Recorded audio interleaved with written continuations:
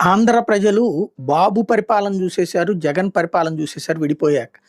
ఇక పవన్ పరిపాలన చూద్దాం అనుకుంటే, పవన్ కాస్త తెలుగుదేశంతో కలిసిపోవడం వల్ల అటు భారతీయ జనతా పార్టీ, జనసేనల ఇద్దరు కలిసి పోటీ చేస్తే ఆల్టర్‌నేటివ్ అవుతారనుకున్నటువంటిది కాస్త ఆ ఇద్దరూ కలిసి తెలుగుదేశంతో కలిసిపోవడంతో ఇద్దరి ఛాన్సు మిస్ అయింది. అది మళ్ళీ తెలుగుదేశం అధికారాన్ని హస్తగతం చేసుకుంది. తెలంగాణలో అట్లాంటిది కేసీఆర్ పరిపాలన చూసేసారు. రేవంత్ పరిపాలన చూసేసారు. ఆల్టర్‌నేటివ్‌గా భారతీయ జనతా పార్టీ ఎదగాల్సింది. కానీ భారతీయ జనతా పార్టీలో ఆ మధ్యన బండి సంజయ్‌ని తీసేయడంతో 2023 ముందు దెబ్బతింది. 8 అసెంబ్లీ స్థానాలు, 14 పార్లమెంటు 14% ఓట్లకి పరిమితమైంది.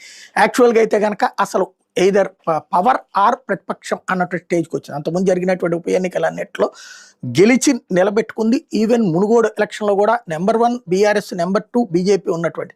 కాంగ్రెస్ డిపాజిట్లు కూడా కోల్పోయినటువంటి పార్టీ. అట్లాంటిది కాంగ్రెస్ పార్టీ ఏకంగా అధికారంలోకి వచ్చింది.